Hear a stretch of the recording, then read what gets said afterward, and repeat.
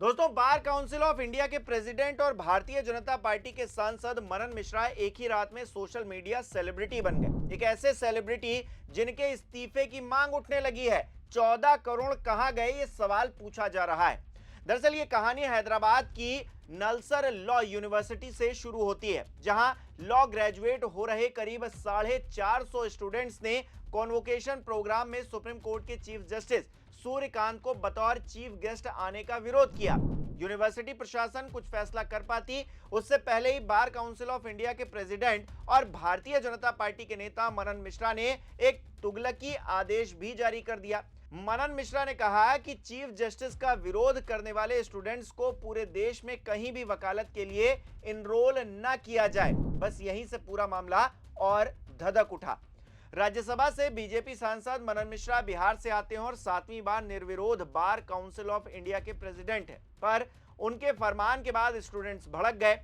Cockroach जनता party ने भी मनन मिश्रा के इस्तीफे की डिमांड रख दी। ऐलान कर दिया कि अगर फैसला वापस नहीं लिया गया तो उनके आवास के बाहर सीजेपी अपना आंदोलन शुरू कर देगी और फिर कुछ ही देर में मनन मिश्रा अपने आदेश से पलट जाते हैं। उन्होंने यूनिवर्सिटी स्टूडेंट्स को अपनी बेस्ट विशेस भी भेजी हैं, लेकिन बात हाथ से निकल चुकी थी। हालात को देखते हुए सीजेआई को खुद आगे आकर बार काउंसिल ऑफ इंडिया को नसीहत देनी पड़ी।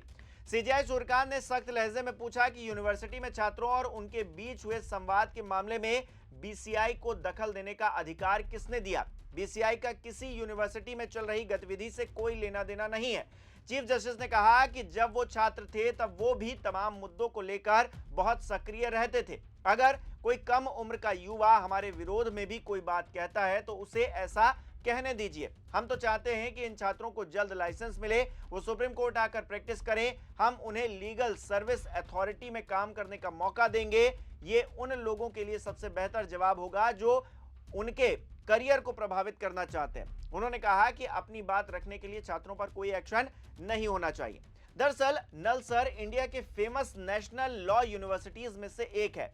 NIRF रैंकिंग में भी ये यूनिवर्सिटी हाई रैंकिंग पर आती है। यहां यूनिवर्सिटी ने 2026 बैच के लिए होने वाले दीक्षांत समारोह में सीजीआई सूर्यकांत को चीफ गेस्ट के तौर पर बुलाने का फैसला किया था। हालांकि तारीख अभी तय नहीं हुई थी, फिर भी इसके विरोध में 23 जुलाई 2026 को 2026 बैच के ही करीब 70 स्टूडेंट्स ने vice chancellor professor Shri Krishna देवा राव, रजिस्ट्रार और प्रोफेसरों को ईमेल के जरिए एक रिपोर्ट भेजी। बाद में दूसरे बैच के छात्रों ने भी इसे समर्थन दे दिया। यूनिवर्सिटी के करीब 1400 छात्रों में से लगभग 450 छात्रों ने इस विरोध में हिस्सा लिया तो हंगामा होना तय था।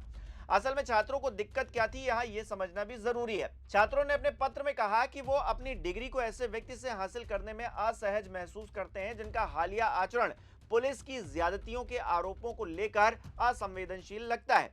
हुआ यह था कि 20 जुलाई को दिल्ली के जंतर मंतर पर चलो संसद मार्च के दौरान पुलिस की बर्बरता को लेकर सुप्रीम कोर्ट में याचिका दाखिल हुई थी। यह मार्च कॉकरोच जनता पार्टी से जुड़ा हुआ था। 22 जुलाई को सीजीआई सूर्यकांत की अगुवाई वाली बेंच ने इस मामले पर तत्काल सुनवाई से इनकार कर दिया।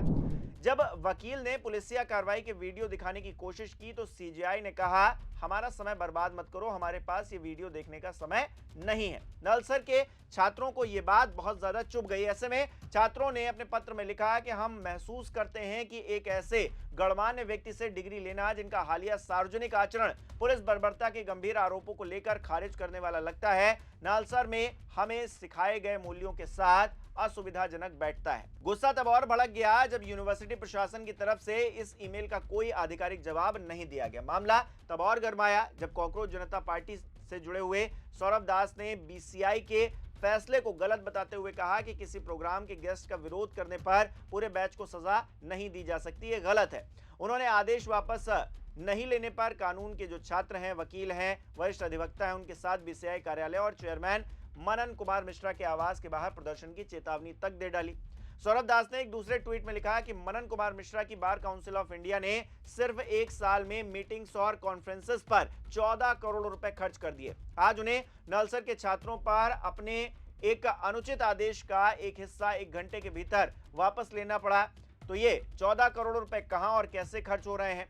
12 करोड़ रुपए ट्रेवल और एकोमोडेशन पर भी खर्च हुए हैं, लेकिन नतीजा क्या निकला? अगर मिस्टर मिश्रा युवा छात्रों के खिलाफ ऐसा कठोर आदेश जारी कर सकते हैं, तो उन्होंने युवा वकीलों और लॉ स्कूलों के कल्याण के लिए क्या काम किया है। वो 2012 से इस पद पर हैं और 2030 तक रहेंगे। अब समय आ गया है मिस्टर मिश्रा। ये तो मुझे नहीं पता है कि 14 करोड़ कहाँ खर्च हो गया। मीटिंग नहीं होता है, कुछ सेमिनार्स होते हैं, बार काउंसिल ऑफ इंडिया कोई टॉपिक्स पे सेमिनार वगैरह ऑर्गेनाइज करती है, लेकिन 14 करोड़ वाली बात वो ऐसा कुछ नहीं है। लेकिन देखिए, बात ये है कि कहीं कोई कम्युनिकेशन गैप है तो सौरभ दास जी हों, दीपके जी हों, सब इन लोगों से बात करके कोई अगर कुछ एक्सप्लेन करना है तो वो एक्सप्लेन किया जा सकता है। मुझे लगता है कि कहीं ना कहीं कोई कम्युनिकेशन गैप है, इसलिए इस ढंग का ट्वीट आ रहा है। इसके अलावा सीजेपी फाउंडर अभिजीत दीपके ने भी तंज कसा, कहा कि सारे लीगल कॉकरोचेस एक साथ आ गए तो क्या होगा। एक और ट्वीट में वो लिखते हैं कि टाइम फॉर मनन मिश्रा इस्तीफा दो।